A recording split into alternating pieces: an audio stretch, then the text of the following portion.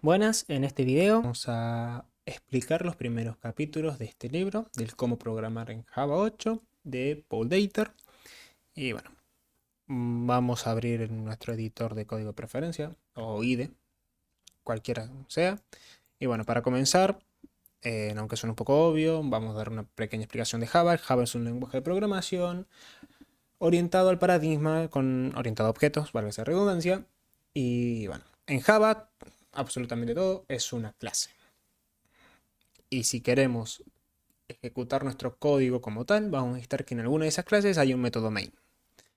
Estará firme de un método main, del método main, que tiene que ser public, static, void, no va a retornar nada, no es como C++, que había una función main, que era int, bueno, en este caso es void, y estos son los argumentos que recibe, los parámetros que tiene que recibir. Ahora vamos a pasar a hablar de lo segundo más básico de esto, que va a ser los tipos de datos. Java es un lenguaje fuertemente tipiado y por lo tanto existen tipos primitivos de datos. Y los tipos primitivos son los que ya conocemos. Char, byte, short, int, long, float y double. Y string. Para Java, string, a pesar de que lo trate como un objeto porque es un objeto, es un tipo de dato primitivo, ya que tiene ciertos permisos, llamémoslo, que nos permite tratarlos como tal. Y bueno, después de los tipos primitivos no hay nada más que comentar que ya no se sepan, ¿no? Que char es para caracteres, byte, short, int y long es para números enteros, obviamente uno más grande que el otro. Y que long y double es para números de punto flotante. Y bueno, boolean es la variable lógica que acepta variables true como false. Eh, También cabe aclarar que si tenemos una variable de tipo short, podemos promoverla o castearla a una variable de tipo int porque en memoria nos permite.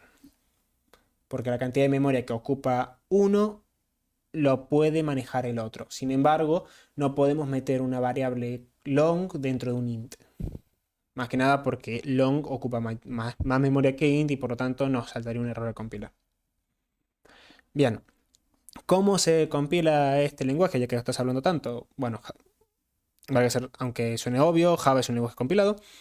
Y para compilar un código en Java simplemente nos tenemos que ir a una línea de comando, a una terminal mismamente. Acá tengo una abierta ya. Y simplemente escribir java y el nombre del archivo, en este caso app.java. Y esto nos va a compilar. Y como ven acá ya nos generó un punto class que es cuando ejecutemos Java en la aplicación con la palabra Java, app, va a saltar de ahí. En este caso no hace nada porque no tengo que se muestre nada por consola. Sin más. Pero vemos que compiló y que se ejecutó bien el programa. Si tuviésemos algo que mostrase, mismamente hola, o el típico hola mundo, si lo volvemos a ejecutar, primero vamos a tener que volver a compilar, lo ejecutamos y hola. Listo. Ya dicho esto, podemos seguir adelante, ya tenemos lo más básico, el hola mundo y ya sabemos los tipos primitivos de datos. Ahora vamos a las estructuras de control. Como pueden ver ahí, están los típicos condicionales, el if, el else y el else if. Obviamente el if compara una variable con otra. En este caso simplemente declaré dos variables, una a y una b de tipo entero, una 2 y otras 20. Y acá estoy preguntando si a es igual a b, que en este caso es falso. Se va a ejecutar este código. De lo contrario, se va a ejecutar este otro. Nada nuevo, nada que no venga de otros lenguajes de programación. Después tenemos los distintos tipos de bucle. Tenemos el while, el do while y el for. Van a ver que acá le puse un break. Es únicamente para que no me lo tache con rojo, porque esto sería un error. Porque justamente por cómo está escrito, ¿ven? Esto me está diciendo que esto es código muerto, porque acá hay un bucle infinito, ya que este bucle while lo declaré con un true. Así como acá hay un true, puede hacer un mientras que a sea menor que b. Y no tiene problemas. Acá es una condición para que este bucle se haga. Y bueno, ¿qué era el break ese que estaba escrito? Bueno, el break lo que hace es, en este caso es cortar este bucle, cortar este bloque de código, lo corta, lo rompe y en este caso saltaríamos de acá y volveríamos al bloque principal del método main. Acá en el do while pasa lo mismo. Y en el bucle for, en este bucle for, podríamos hacer otra cosa. Acá también podríamos poner un break. En este caso se va a cortar solo porque cuando i llegue a ser igual a se va a cortar el bucle for. Nada que ya no sepamos. Pero acá si queremos podemos poner un condicional, por ejemplo. Si i es igual, puse 1, disculpe. Si i es igual a 2. O mejor ya de paso vemos esto, que si vas a escribir una sola línea de código, Java no tiene problema de que vos le pongas directamente, le pongas esa línea abajo, pero va a compilar y no te lo va a tomar como error. Y es como para que quede más bonito el código y no quede con tantas llaves ni quede tan desprolijo. Y bueno, en este caso lo que haría sería, ok, i va a ir creciendo. Cuando i sea igual a 2, acá dice continuo. ¿Qué va a pasar? Va a cortar esta parte del bucle. Si acá había algo más, como por ejemplo, no sé, un CISO que te vaya mostrando el valor de i, este valor no lo va a mostrar, sino que va a saltar a la siguiente parte del bucle. Y si se ponen a pensar, esto es muy parecido a lo que ocurre con la estructura del switch, en donde nosotros tenemos que pasar una variable y cada caso 1, acá escribíamos el código y para cerrar el caso le poníamos un break para asegurarnos de cortar el switch. Como ven, no es nada que no se haya visto en otros lenguajes de programación, así que esto es lo más básico de lo básico. Ahora, ya mostrado todo esto, que es lo más básico, vamos a pasar a hablar de las clases y de los objetos como tales. Como sabemos, Java está orientado a objetos y por lo tanto la idea es que vayamos creando clases para ir manipulando objetos y trabajar con ellos. Para crear una clase es tan fácil como crear un nuevo archivo, poner el nombre de la clase, en este caso persona, mismamente, y terminar en .java. Ahora ustedes verán que la clase se llama igual que el archivo y esa es una condición, esa es como una restricción que nosotros tenemos al momento de crear una clase que se tiene que llamar igual que el archivo. ¿Podemos crear más de una clase en un mismo archivo? Sí. Por poder, podemos. ¿Es lo más recomendable? No. Ahora, volviendo al tema de las clases y de los objetos, cada clase tiene, como toda clase, tiene atributos y métodos. Los atributos se declaran mismamente como tipo de variables sin poner ningún bloque de código. Int a igual a int a, mismamente, ¿no? No lo inicialicemos.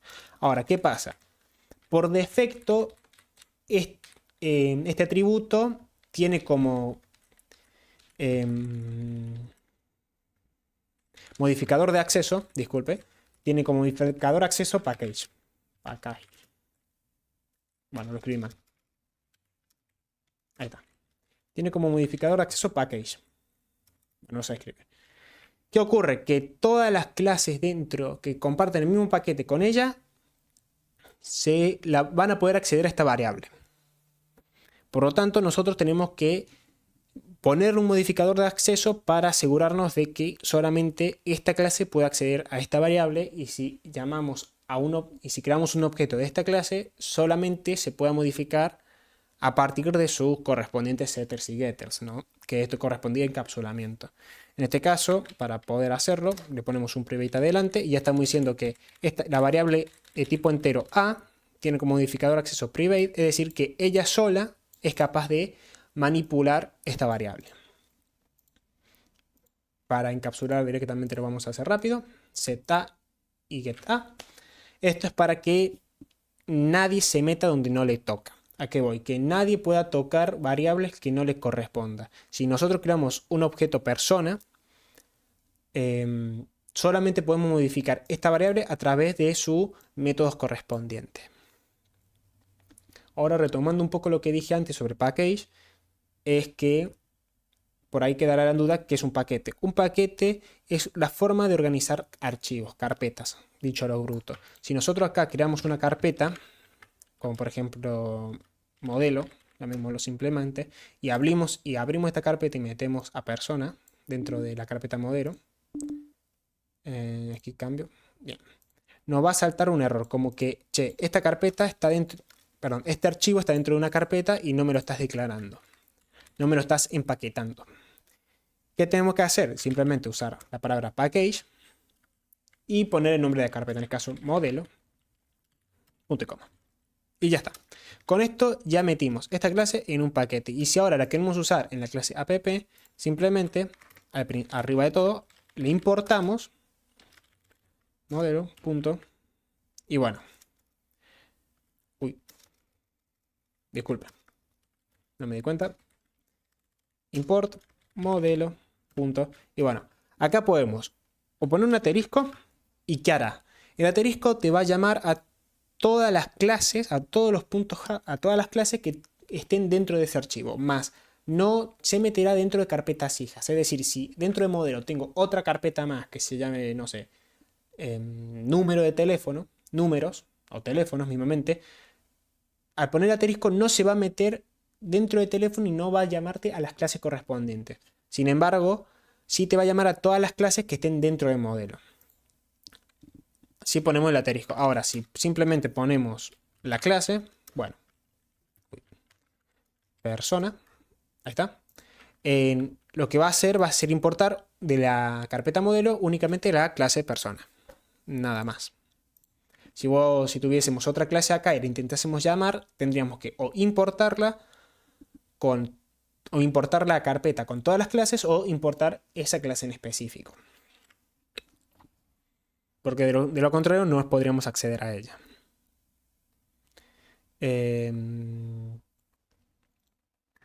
Bien, retomando lo que dije anteriormente sobre las clases. En el momento yo creé esto y hablé de encapsulamiento sobre que nadie se tiene que meter donde no se toca. No expliqué el cómo crear un método. Ya por lo que están viendo acá se pueden dar una idea. Simplemente primero le pones el modificador de acceso. Si quieres que sea privado, público, de paquete o otros. En este caso vamos a hacer uno público. Estático, disculpe, pero más adelante vamos a hablar de los métodos estáticos y variables estáticas y bueno, bloques estáticos y todo. Ahora viene el tipo de retorno que va a tener, el tipo de método que va a ser. Supongamos que sea tipo void, es decir, que no va a retornar nada. El nombre del método, supongamos suma. Y que este reciba como parámetros un número A y un número B. Ahora, acá llamé este parámetro igual que el de el atributo de la clase, de la instancia, perdón. Entonces, ¿cómo hacemos para distinguir uno del otro? Con la palabra reservada dis.a. Si ponemos esto, vamos a estar haciendo referencia a... vamos a estar haciendo simplemente para... Lo que hice simplemente para sacar el subrayado rojo. Si ponemos esto, dis.a, lo que vamos a hacer es hacer referencia al atributo de la clase, de la instancia. Sin embargo, si ponemos solamente a, vamos a estar haciendo referencia al atributo del método. Al atributo del método. A la variable del método, disculpe. Bien. Con esto ya estaríamos creando métodos y modificándolos. Obviamente vamos a crear un método según necesitemos o según nos convenga. Bien, ahora vamos a pasar a hablar sobre los constructores de clase. Para comenzar vamos a aclarar que todas las clases serían de object, muchos métodos, pero entre uno de ellos están los constructores, que en constructor en sí lo que hace por defecto es asignar un espacio de memoria al objeto en sí. Nosotros podemos sobreescribir ese método. ¿Cómo? Primero, poniendo el modificador de acceso que queramos que tenga el constructor. Ahora, en vez de ponerle un tipo simple y un nombre, simplemente le vamos a poner cómo se llama la clase en sí, que en este caso va a ser persona. Abrimos ahí ramos y bueno, ahora vamos a hacer algo un poco más realista. Es que esto lo vamos a borrar y en vez de esto que sea entero va a ser de tipo string para que combine más con una persona. Y a persona vamos a hacer, al constructor vamos a hacer que nos pida un tipo de dato que sea string y que lo llamemos nombre mismamente. Entonces, ¿qué va a pasar? Nosotros cuando creemos un objeto del tipo persona, nos va a pedir que le tengamos que poner un nombre a esa persona. Y en este caso simplemente se lo vamos a asignar, vamos a hacer que A sea igual a nombre. Si hubiera pasado como antes de que nombre, bueno, acá simplemente me lo seteó por otro camino, pero es lo mismo, de que nombre se llamase como el atributo, sí tendríamos que haber hecho el dis, perdón, como está acá en el set. Y bueno, nada. Ahora vamos a crear un objeto. Bueno, acá ya tenía un objeto creado, que como puede es del tipo persona. El tipo de objeto se va a llamar P y va a ser igual a new persona. Con esto declaramos un nuevo objeto. Con esto le decimos, che, quiero un nuevo espacio de memoria para este objeto P. Y dentro de él va a contener el nombre Angelo. Ahora vamos a hablar de composición.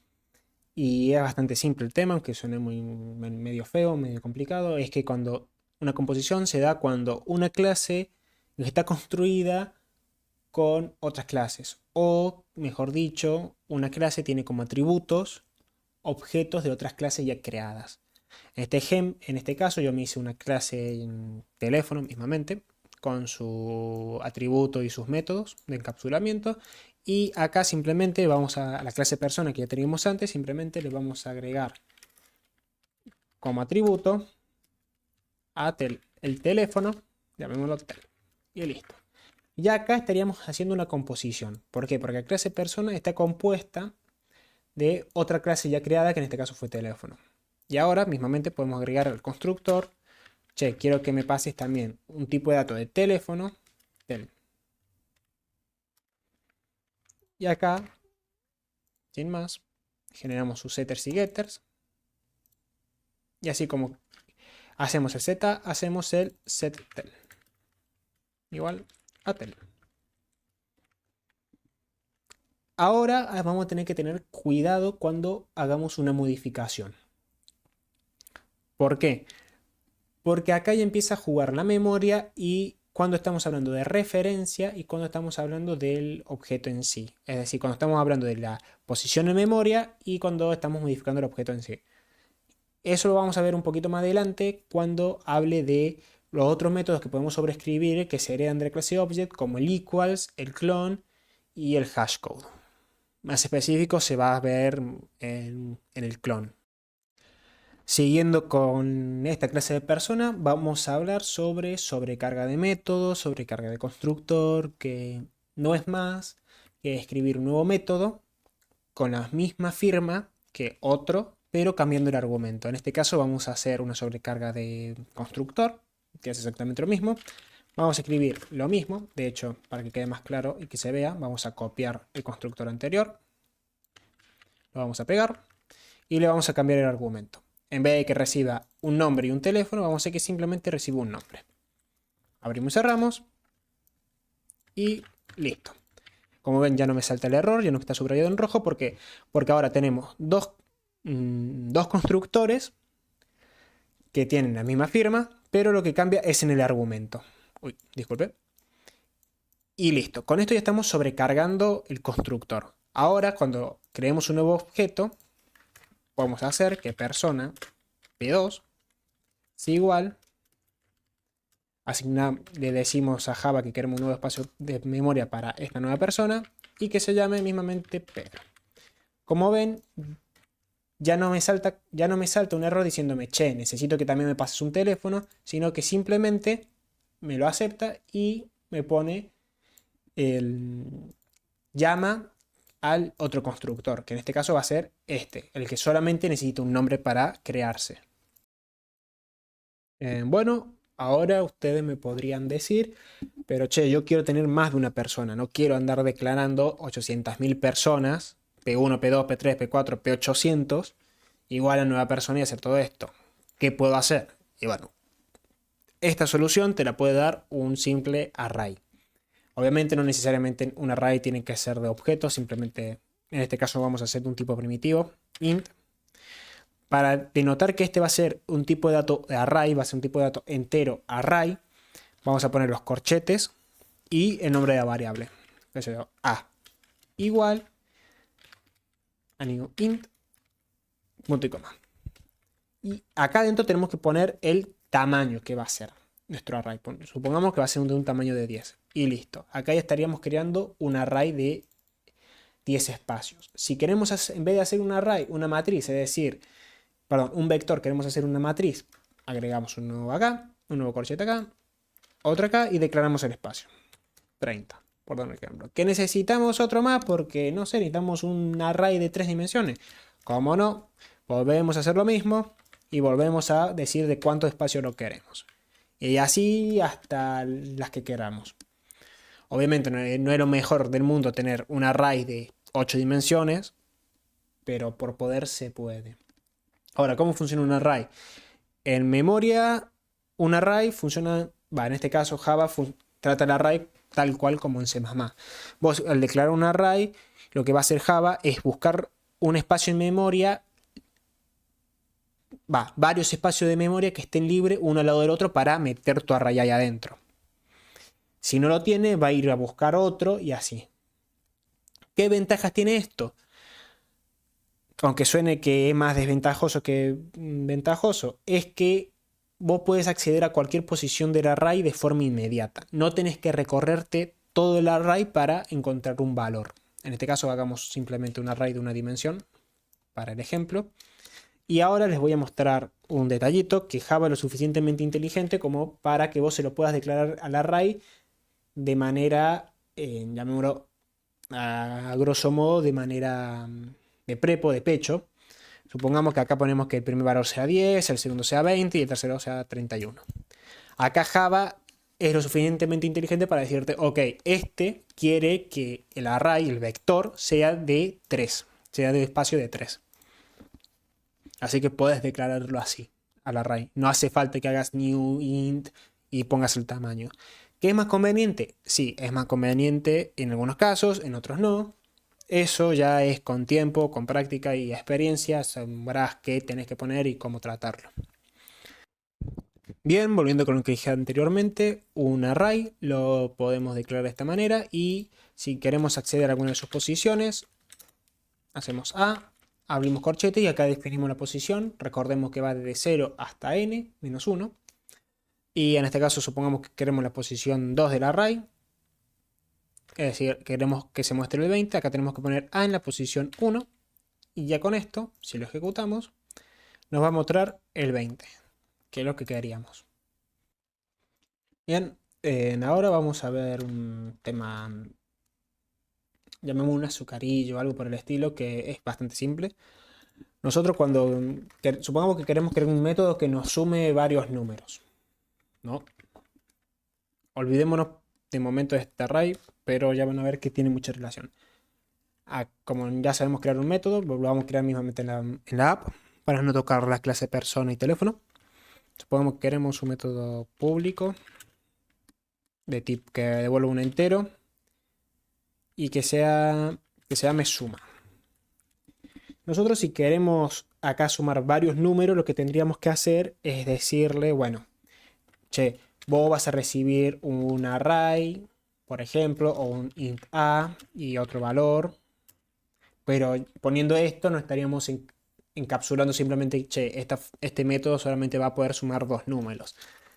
Y si nosotros decimos, bueno, pasémosle un array llamada números y operemos con esto. Y acá estás obligado a pasarle sí o sí un array. Es decir, que si yo le quiero pasar dos números sueltos, o tres números, o cuatro números nomás, antes de poder sumarlos, lo tendré que meter dentro de un array y recién ahí poder usar el método. ¿Cómo se puede solucionar esto? Fácil. Simplemente poniendo el tipo de dato, dos puntos y números. Y abrimos esto. Disculpen, me faltó un punto. Ahí está.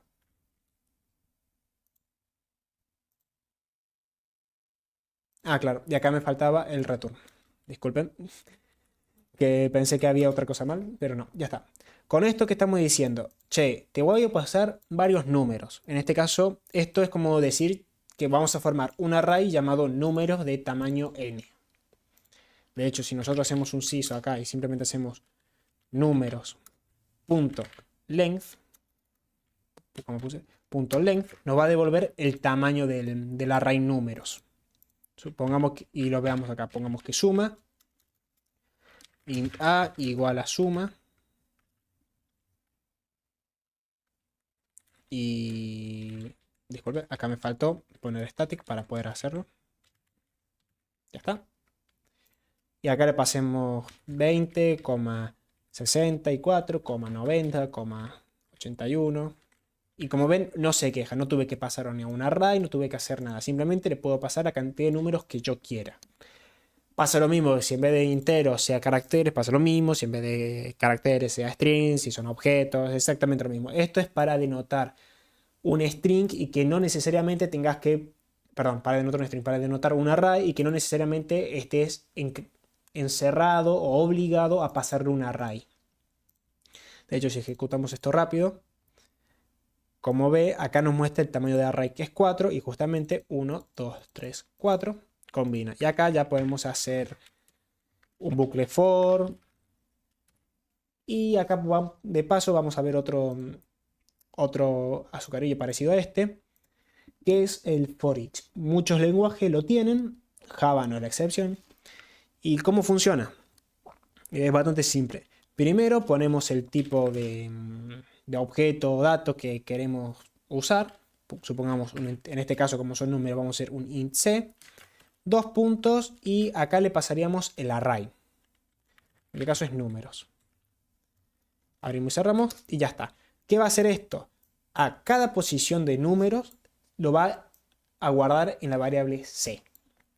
Así que directamente vamos acá a hacer vamos a crearnos un tipo de dato acá, int a igual a 0. Vamos a hacer a igual más igual a c.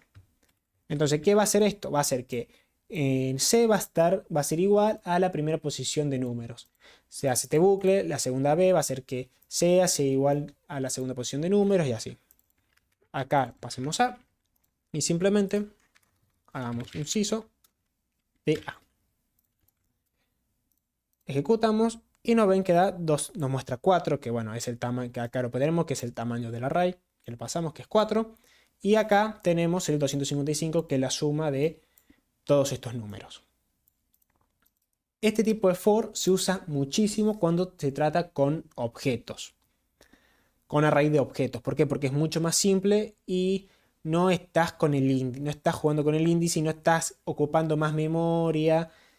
Aunque acá también lo estás haciendo, pero no, como que no estás haciendo operaciones y es mucho más fácil de ver, más simple, aunque estés haciendo lo mismo, pero es más, llamémoslo a lo grosso, bonito. Bueno, ahora antes de volver a tocar la clase persona y seguir hablando sobre ella, voy a decir unos últimos conceptos que vamos a ver, que va a ser el concepto de memoria. Después también vamos a ver cómo escribir algo por consola o cómo generar números aleatorios que por ahí para hacer clase de test no nos sirven, que no es nada del otro mundo. Y por último vamos a ver los envoltorios de los tipos primitivos, así se les conoce. Primero vamos a comenzar hablando sobre lo segundo que dije, que va a ser el cómo podemos escribir algo por pantalla mismamente. Y eso es bastante simple. Se utiliza el mismo concepto que vimos acá, pero en vez de crear una clase vamos a utilizar una que ya nos brinda Java, que es la clase Scanner. Para hacerlo simplemente hacemos un import java.util.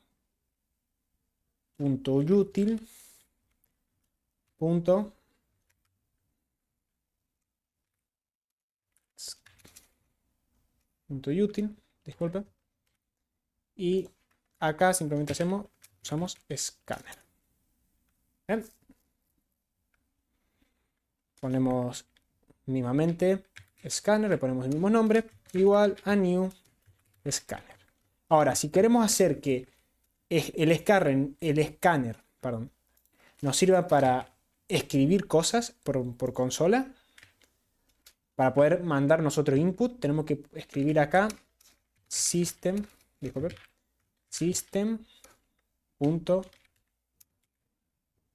system in, y ya con esto ya estaríamos creando un escáner, lo cual nos va a permitir escribir por consola. Ahora, ¿cómo lo hacemos? Bueno, primero necesitamos una variable. En este caso va a ser a de tipo entero.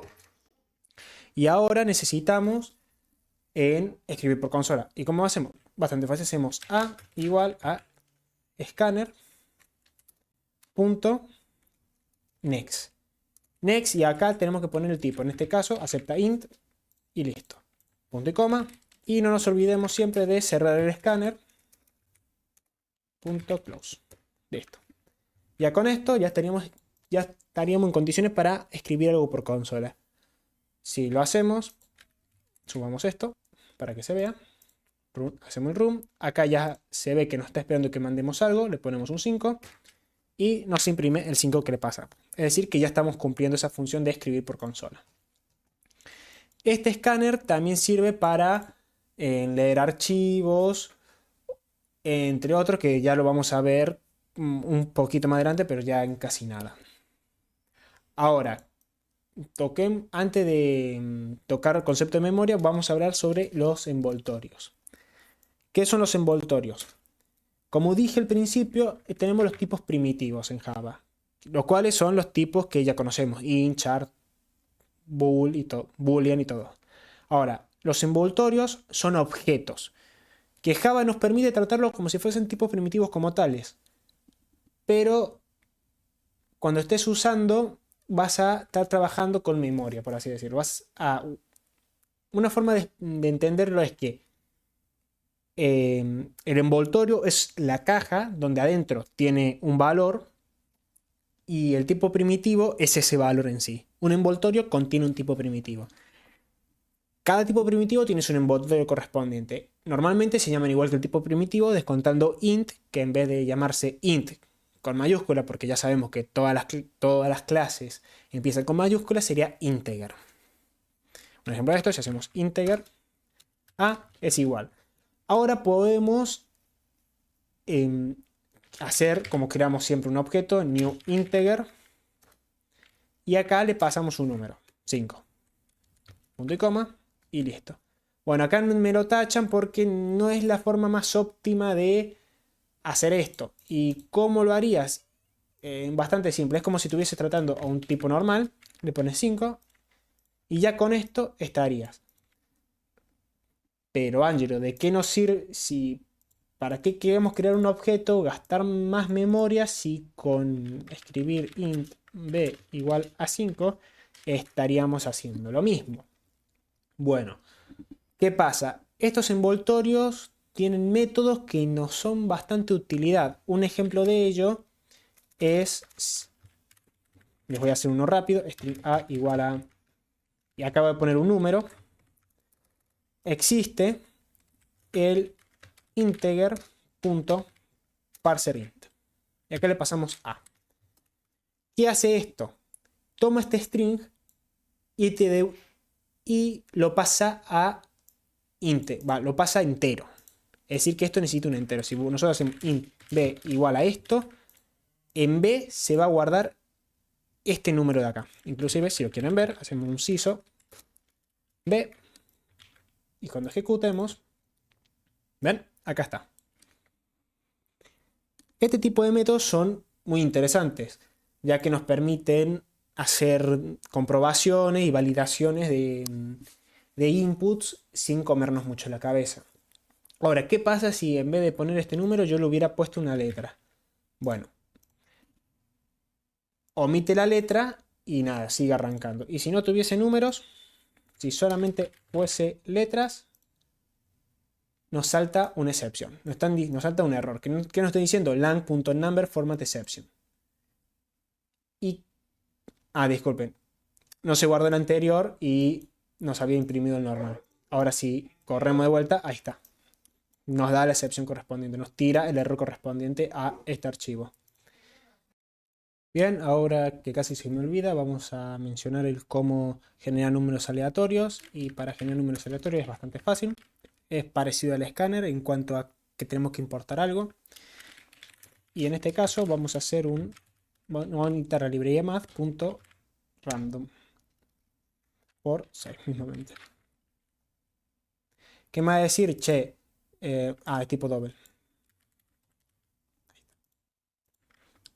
La librería, la clase random, perdón, se encuentra dentro del Java Util y esto lo que nos va a devolver es un valor entre 0.0 hasta 0.6. Ahora, si lo queremos que esto sea entero, simplemente lo tenemos que castear escribiéndolo de esta manera. Y acá ya podríamos, cambiar el tipo variable a entero. Y como ven, no habría ningún problema. Como repito, esto nos va a dar un valor desde el 0.0 hasta el 6.0. 6.0 excluyente. Es decir, que el 6.0 no va a tomar. Va a ser desde, dicho de una forma más correcta, esto nos va a dar desde 0 hasta n-1, siendo n el valor que pongamos acá. Si lo queremos solucionar, si queremos el valor 6, simplemente le sumamos 1 y ya está. Bueno, mejor dicho, más que sumarle 1, lo multiplicamos por 7 y ya está. Porque si le sumamos 1, nos va a contar desde el 1 hasta el n. Bueno, ahora antes de hablar de memorias, le he hecho acá un pequeño ejemplo del problema que se puede presentar cuando no tenemos bien en claro este tema de concepto y el cómo se manejan las referencias de los objetos, es decir, las ubicaciones en memoria. Como pueden ver, acá hay dos objetos persona, una persona 1 y una persona 2, un P1, P2, en el cual uno se llama Angelo y otro se llama Pedro. A continuación simplemente imprimimos el nombre. De hecho, si lo hacemos, vamos a ir haciéndolo mostrando por partes. Si ejecutamos esto, simplemente se muestra Angelo y Pedro, nada raro. Ahora, acá lo que hago es hacer que P2 sea igual a P1. Lo que uno puede pensar de primeras es que el objeto en P1 va a ser igual al objeto en P2. Es decir, como que se va a clonar. Y no va a pasar eso, sino lo que va a hacer que P2 va a apuntar a la dirección de memoria de P1. Como ya dijimos, cuando hacemos esto, estamos pidiendo un espacio en memoria y le estamos asignando P1. Entonces, bueno, pasa lo mismo con P2 y bueno, acá lo que estamos diciendo es que P2 ahora apuntame a P1. ¿Y qué pasa? Como es de esperar, ahora P2 va a dar el mismo resultado que antes, que P1, perdón. Ahora es Angelo Pedro, que sería esta parte de acá, y abajo Angelo Angelo, que es lo normal, lo esperable. Ahora, ¿qué pasa si modificamos P1? Como dije antes, como estamos modificando P1, ahora en P1 se va a mostrar Rubén. Sin embargo, si como P2 apunta a la dirección de memoria de P1, cuando pidamos el nombre P1 ya no va a mostrar Angelo, sino que va a mostrar el nuevo dato que contiene P1, que en este caso es Rubén. Y si lo mostramos, acá aparece. ¿Y por qué ocurre esto? Bueno, esto ocurre por temas de punteros. En otros lenguajes de programación como C++ o C, podés manejar la memoria de forma literal. Tipo, existen como el new y el delete para poder manejar memoria de forma dinámica. O el malloc, el reloc y uno más que no me acuerdo el nombre ahora mismo, se pueden disculpar. Que ese es el de C, el de C++ es new y delete. Y los punteros, ¿no? Acá Java hace todo automáticamente, pero como que nosotros tenemos que tener en cuenta cuándo estamos pasando un valor y cuándo estamos pasando una referencia. En este caso, como dije ya varias veces, acá estamos pasando una referencia, acá estamos igualando la referencia del objeto. Del objeto P1 lo estamos guardando en P2. Ahora, si no quisiésemos que ocurra esto, tendríamos que clonar P1. Tendríamos que generar una nueva instancia con los nuevos atributos de P1 en P2. Pero antes de saltar a eso, vamos a explicar una cosa rápida de memoria que tiene Java. Java tiene como dos lugares de memoria, tiene el heap y el stack. El stack es donde se guardan todas las referencias de los objetos y el heap es donde se guarda el objeto en sí. Ahora, ¿qué ocurre? Java también tiene un garbage collector. ¿Qué hace? Que va leyendo la memoria de forma dinámica y toda aquella cosa todo aquel objeto que haya perdido su referencia en el stack lo elimina para liberar memoria y así optimizar mejor el programa. Volviendo a lo que dije sobre el tema de memoria, y dije más específico, si queremos hacer esto, tendríamos que crear un clon, tendríamos que clonar este objeto. Entonces hacemos punto clon acá. Y ahora, si ejecutamos, guardamos y ejecutamos, como se ve, se mantiene el objeto de la instancia anterior. Como se mantiene Angelo, ya cuando cambiamos P1, como este P2 ya no apunta a la referencia, sino que ahora tiene en sí una nueva instancia de P1, una nueva instancia, entre comillas, con los atributos de P1. En realidad sí tiene una nueva instancia, pero dentro de esa instancia tiene los atributos de P1, mejor dicho. Ya directamente la guarda ahí. ¿Qué pasa? Si recordamos, persona es una clase compuesta de otra clase. Si, si en vez de tener lo anterior hubiésemos tenido acá metido un teléfono, ¿qué ocurre? Ya ahora, bueno, puedo dar una rápida explicación del método clone. Esto simplemente lo que hace la firma del método es public persona clone, no recibe ningún parámetro. ¿Y por qué persona? Porque va a devolver una nueva instancia. Y dentro de esa instancia va a mandar todos los atributos que tenga persona en ese momento. Justamente un clon. Ahora, como dije acá, esto genera una nueva instancia de clon, pero persona es una clase compuesta. Si ahora, aparte de mostrar A, queremos que nos haga un P1 perdón, más, sí, más P1 get teléfono, y acá pongámosle un espacio para separar, sin más. Copiamos esto, lo pegamos acá abajo y acá ponemos P2. Ahora quiero que se fijen en un detalle. Y en vez de acá cambiar a, hacemos set tel. Y acá le vamos a pasar un nuevo teléfono. Esto recibe un teléfono, disculpen. Entonces acá vamos a hacer un tel.setTel y ponemos uno nuevo. Y acá lo pasamos acá. Listo. ¿Qué va a pasar? Ejecutamos. Claro. ¿Esto qué es? Esto es el toString. ¿No? Que nunca lo terminé de definir.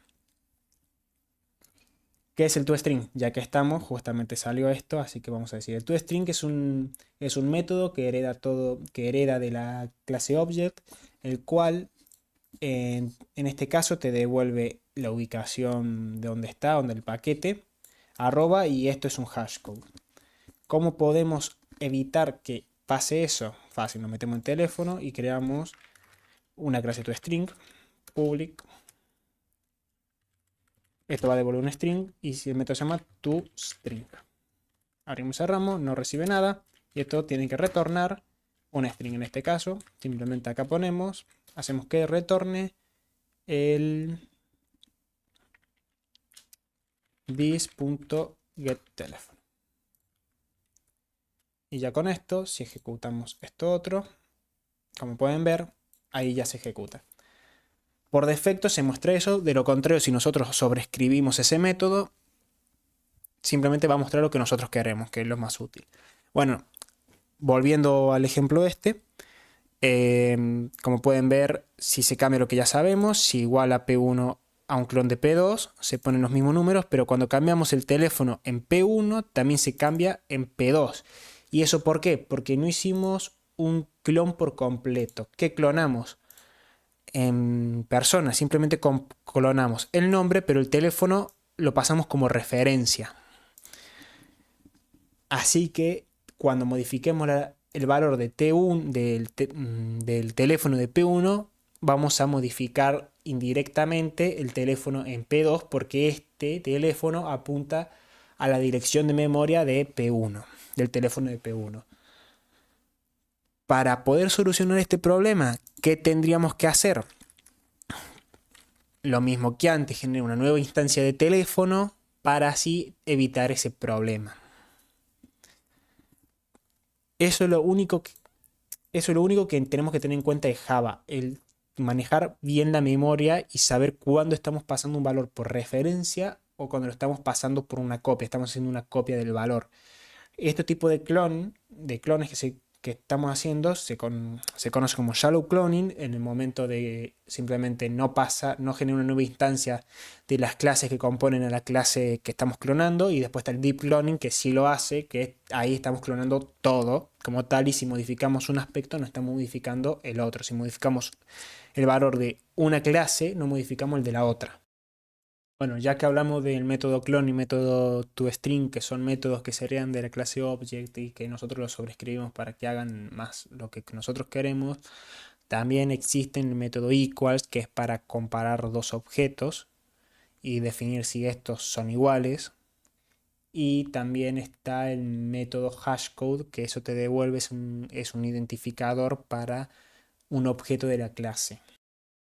En el caso del método equals, en lo que hacemos es simplemente comparar, onda, el método equal lo que hace, esta es la firma, y lo que hace es recibir un objeto de la clase object, cualquier un objeto genérico, digámoslo, y lo empieza a comparar. Si el objeto es igual a este, es decir, acá que estamos comparando el contenido, no, acá estamos comparando las direcciones de memoria. Si tienen la misma dirección de memoria es porque están apuntando lo mismo, por lo tanto es el mismo objeto. Por lo tanto, por ende, disculpe por decir tanto por lo tanto, retorna true, que sí, son lo mismo. Ahora, si el objeto es nulo, por razones más que obvias, no va a ser igual a nuestro objeto. Así que directamente lo descartamos ese caso. Ahora, si el objeto es, lo instanciamos es persona, ¿a qué me refiero? Si el objeto no es de la clase persona, no pertenece a persona, por eso acá el igual a false, al que está dicho explícito, retorname un false, porque puede ser un auto y un auto nunca va a ser igual a una persona. Puede ser de una clase auto y bueno. Ahora, acá ¿qué hacemos? Casteamos el objeto genérico a personas porque ya pasamos esto. Y entonces sabemos que vamos a poder realizar este casteo y simplemente lo metemos en una variable temporal que se llame otherPerson. Y ahora comparamos, che, esta otra persona, su nombre, si su nombre es distinto al nombre de esta persona o su teléfono es distinto al teléfono de esta persona, retórname falso. De lo contrario, si nada de esto ocurre, bueno, está bien, son la misma persona, te doy el visto bueno. Por último, lo último que vamos a... El último método que vamos a modificar, que vamos a ver, que vamos a sobreescribir, mejor dicho, es el hashcode. El hashcode nos da un identificador único, el cual se puede repetir entre distintos objetos si el contenido de estos objetos es el mismo.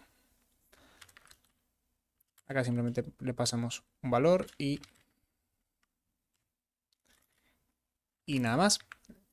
Y esto lo que va a hacer nos va a devolver un número, en un hashcode justamente, el cual va a servir como identificador de un objeto. Bien, ahora vamos a pasar a hablar de los métodos, atributos y los import static. ¿Qué es static? Static sirve para poder utilizar utilizar métodos o variables si son estáticas sin tener de una clase sin tener que instanciar la clase. Por ejemplo, si a persona creamos una variable estática, hagamos que el nombre que acá estaba A sea static, simplemente le agregamos static y bueno, esto public para que podamos acceder, public, ahí está. Y ahora ¿qué va a pasar?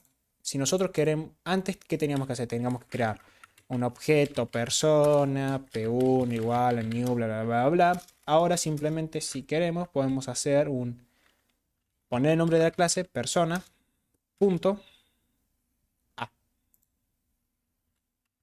punto y coma. Y con esto ya lo estaríamos haciendo. En caso de variables no es tan útil. Si hacemos algo un poco más útil, lo que podemos hacer es que podemos dejar el estática acá y crear un bloque estático. Estático. ¿Qué va a hacer esto? Hagamos que A sea igual a Ruperto, mismamente. ¿Qué va a hacer este bloque de código estático? Que apenas pase algo con la clase persona, lo va a cargar y va a guardar esto en el nombre, en A. Esto es lo que hace un bloque de código estático. Es como que precarga todo lo que está ahí adentro. Lo que sí, si vos querés meter algún atributo dentro de ese método, dentro de este bloque, disculpe, las variables, los atributos tienen que ser también estáticos. Ahí está. Ahora, como ya dije antes, acá estamos cargando a persona con Ruperto, así que cada vez que se genere, que toquemos a persona, se va a precargar ese dato. Por lo tanto, si lo queremos mostrar por pantalla haciendo esto, y simplemente los corremos, nos va a mostrar Ruperto, a pesar de que nunca lo hayamos tocado. Para eso sirve un bloque estático y variables estáticas. Ahora, podemos tener un método estático. Normalmente estos métodos estáticos funcionan igual que antes, se pone el nombre de la clase, punto el método, abro y cierro paréntesis y si el método necesita algún parámetro lo pongo. Normalmente estos métodos se usan para cuando son cálculos o funcionalidades que no necesariamente necesiten a la clase principal, no necesiten un objeto como tal.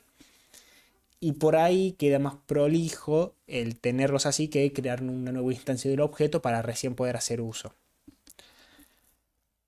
Tampoco es buena práctica el de hacer todo static, cabe aclarar, pero bueno, se tiene que saber que está ahí y muchas veces se puede usar como por ejemplo para guardar un archivo. Si simplemente lo que vamos a hacer es generar un archivo y guardarlo, por ahí en vez de crear un objeto y del cual llame la función guardar y del guardar le mandemos el objeto, simplemente hacer una función estática de una nueva clase y mandar todo ahí. Y así no tenemos que crear un nuevo objeto. Ya he hablado sobre imports, sobre atributos, métodos y el bloque de código estático. Vamos a hablar también de imports, que hace que acá arriba pongamos static punto asterisco. Haciendo esto es como que estamos llamando a todas las clases de manera estática, por así decirlo. Creo que justamente el escáner no es una buena forma de mostrarlo, pero lo que nos permitiría hacer es que podamos usar los métodos de esa clase sin necesidad de escribir el nombre de la clase. Por ahí si tenés muchos imports o usás mucho, queda desprolijo el poner siempre el nombre de la clase y es más útil simplemente poner en el caso de la clase math, el POW, en vez de poner math.pow, si es que tenés que hacer muchas cuentas con eso, simplemente poner POW y los parámetros correspondientes. Bueno, ahora vamos a hablar de los últimos dos temas que nos falta tratar, que van a ser el manejo de errores o manejo de excepciones y sobre las colecciones. Para comenzar, vamos a ir primero con el manejo de errores o excepciones. Y bueno, tenemos que saber que los errores como tal se dividen en dos, en errores sintácticos y en errores de tiempo de ejecución. Los errores sintácticos o de sintaxis es lo que conocemos cuando nos olvidamos un punto y coma, cerrar una llave, cerrar una función, declaramos mal una variable, que son errores que directamente no te deja compilar. Y después tenés los errores de ejecución, que esos son que el programa está bien escrito, más cuando lo ejecutas el programa, cuando ejecutas el punto jar, el punto class, perdón, ya ahí es donde se rompe, digámoslo. Y de estos errores de tiempo de ejecución se derivan los throleables. Recordemos que Java es un lenguaje orientado a objetos. Todo se trata como un objeto, inclusive los errores son un objeto. Y de throleable se heredan en otro tipo de errores y excepciones. Ahora, ¿por qué estás diciendo errores y excepciones si me acabas de decir cuando empezaste a hablar del tema que era más o menos lo mismo? Porque hay dos tipos. Uno son las excepciones y otros son los error como tal. Y de donde vamos a tratar nosotros son de las excepciones. ¿Qué ocurre? ¿Y por qué?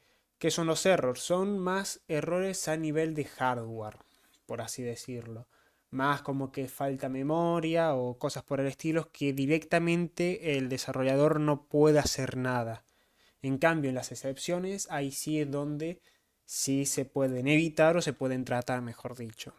Y dentro de las excepciones se dividen en dos. Están las IO exception y las en runtime exception. Ahora, las IO exception, la forma más clara de verlo es que supongamos que tenemos una función que lee un archivo de una carpeta en específico y por alguna razón u otra alguien movió esa carpeta de lugar o movió ese archivo o lo eliminó y al momento de ejecutarse se lanza la excepción. Y ese error no es tanto culpa del programador. Luego de estas vienen las... luego de esta, el otro lado, que son las runtime exception, esas sí son más culpa del programador, si le queremos decir. Y estas se dan como cuando, por ejemplo, se busca acceder a un espacio de un array, cual no tiene, supongamos si tenemos un array de 5 y queremos acceder a la posición 7, eso nos va a tirar una excepción. Si en vez de estar pasándole un valor de tipo entero, le estamos pasando un valor de carácter, también nos va a tirar una excepción. Y ese tipo de excepciones se pueden tratar. ¿Y cómo se pueden tratar? Con el bloque de código de try y catch. Si vienen de ese, se escribe tal cual, es igual. Dentro del try es donde vamos a poner el código que queremos que pruebe a ver si va a arrojar una excepción o no. Y en el caso de que las arroje, la va a agarrar el catch. Y acá tenemos que poner lo que va a agarrar en este caso. Para hacerlo más general, vamos a poner simplemente exception. Y ya acá adentro lo tratamos como nosotros queramos. Una de las formas, creo yo, más normales es simplemente mostrar en pantalla la excepción para por lo menos saber qué fue lo que ocurrió y por qué pasó. Ahora, ¿cómo se puede usar esto? ¿En qué se puede usar esto? Bueno, el ejemplo creo que más obvio es en validaciones, en validar tipo de datos y en validar si un dato es el correspondiente. Supongamos que nosotros necesitamos una función que necesite que le pasemos un entero y alguien, un usuario, le pasa en vez de un valor, le pasa una letra. ¿Cómo podemos nosotros evitar eso? Haciendo una verificación, poniendo que si el input que me acaba de dar el usuario no es un valor como tal, no es un número, arrójame una excepción y que se las muestre al usuario para que me tire un número. Ahora voy a poner un ejemplo de cómo sería esto. Como bien dije, acá tenemos un ejemplo de, para arrojar una excepción, algo que va a arrojar una excepción y cómo la estamos tratando. Esto simplemente es una validación para verificar si un dato que le pasamos es numérico, en este caso le pasamos un string, y mediante la función del envoltorio integer parseInt mandamos en la cadena de caracteres. Si es un número, no va a pasar nada, esto lo va a devolver como tal, no va a arrojar una excepción. Ahora, si la cadena que le pasamos no llega a ser números, llega a ser una palabra como tal, hola, lo que va a hacer esto va a arrojar una excepción, porque no se puede hacer esto, y esto sería culpa del programador justamente. El catch va a tomar esa excepción, acá que dice, este va a ser el tipo de excepción que va a arrojar esto, y se llama NFC, y simplemente nosotros vamos a arrojar un nuevo tipo de excepción del tipo illegal argument exception. Y acá le pasamos lo que queremos que se muestre por pantalla. Nada raro. Ahora, esto es si tenemos un runtime exception. Por otra parte, a veces, cuando no estamos tratando con excepciones que no son de runtime, vamos a necesitar acá agregar en la firma unas palabras que es che, que estaríamos avisando de esta función va a arrojar excepciones. Como pueden ver acá, la excepción en sí no es una excepción de tipo runtime, así que si nosotros omitimos esto, nos va, nos va a dar un error de compilación, de sintaxis, diciéndome, che, esto no lo puedes hacer, tenés que avisar en la firma del método que vas a arrojar. Así que simplemente lo ponemos y ya está todo como nuevo. Esto ya está andando de vuelta. Ahora vamos a hablar del último tema que nos corresponde, que va a ser el tema de colecciones. ¿Y qué es una colección? Una colección no es más que una forma de almacenar datos o objetos de manera dinámica. Si mal no recuerdan, estuvimos hace unos minutos hablando sobre arrays y que en ellos podemos almacenar datos en los cuales podemos acceder de manera instantánea a cada uno de ellos. Eso se debe a cómo está guardado en la memoria y todo. Bueno, ¿qué ocurre? Un array es de tamaño fijo. Nosotros de por sí no podemos agregar un nuevo valor a un array si es que ya no tenemos espacio, sin que, obviamente, agregue un nuevo valor sin modificar los anteriores, ¿no? A eso me refiero. Entonces, ¿cuál es la solución a esto?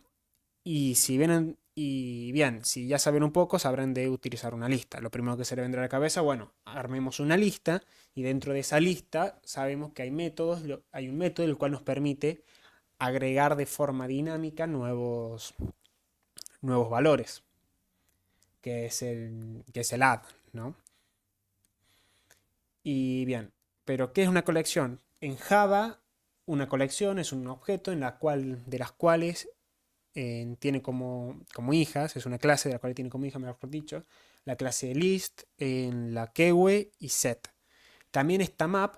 Map es una colección porque cumple con, llamémoslo, el concepto tal de colección, pero no hereda nada de la clase collection, sino que de map heredan otras clases, como por ejemplo hashmap, que es una de las clases que heredan el map. Y bueno, pero volviendo al tema de colecciones, una colección no es más que una estructura de datos que nos permite almacenar, quitar y modificar datos de manera dinámica. ¿Y por qué nos conviene más usar esto más usar una lista mismamente que un array? Bueno, ya dije uno de los motivos, porque la lista puede almacenar nuevos datos sin necesidad de modificar alguno o pasar las cosas de una lista a otra. En el caso de array no, pero como desventaja es que para poder acceder a un dato del array, en el peor del array, de la lista, en el peor de los casos vas a tener que pasar por toda la lista hasta el último, que es donde estaría tu dato. Si no, ¿a qué me refiero con esto? Que para conseguir un dato primero tenés que pasar por todos los datos anteriores. Pero esto es un tema de cómo funciona. En el caso de la lista, bueno, una lista funciona con un nodo, con un nodo y el dato en sí, y el nodo apunta a otro nodo y así, ¿no? El funcionamiento básico de una lista, en resumen. Y siguiendo hablando de listas, acá simplemente me creé una lista. La clase lista, la clase lista se encuentra en Java Util, igual que ArrayList. Esta es la sintaxis para generar una lista de objetos, en este caso una lista de personas. Y nosotros, si queremos agregar un nuevo objeto, una nueva persona a esta lista, es tan fácil como hacer lista.add. Y acá tenemos que agregar una persona, ¿no? Hagamos una nueva instancia, new persona, llamémosle mismamente. Cerramos paréntesis, punto y coma. Y listo, ya esta lista va a tener dentro de ella a una persona. Si queremos agregar otra, hacemos exactamente lo mismo. Ponemos lista y en vez de Ángel llamémosle Pedro. ¿Que queremos agregar otra? ¿Cómo no? Listo. Y así lo podemos hacer según, en vez de pasarlos así, tan tranquilamente podría ser esta persona, Angelo, podría ser una variable de tipo persona, en el cual se meta acá, podemos meter en una función para que lea y vaya recorriendo y vaya agregando, ¿no? Lista, en este caso, si nos fijamos, tiene un montón de funciones, tiene un montón de métodos, un método que te sirve para limpiar completamente la lista, un método que te permite tomar un objeto de la lista, buscar un objeto en esa lista y que te lo muestre. Tiene un objeto, bueno, un método, perdón, un método para agregar una nueva persona. Después también tenés un método para agregar en una posición determinada. Bueno, creo que esto es todo lo que puede hacer una lista. La lista hace todo lo que puede hacer una lista que ya conocemos. Pero digo, hablo de las listas porque la lista es un buen ejemplo, creo yo, al momento de hablar de colecciones. Y bueno, ya con esto terminaríamos de explicar los 7 primeros capítulos del libro y un poco más, tocando un poco el capítulo 8 del libro de cómo programar en Java de Dalton. Y hasta acá estaría el video. Muchísimas gracias.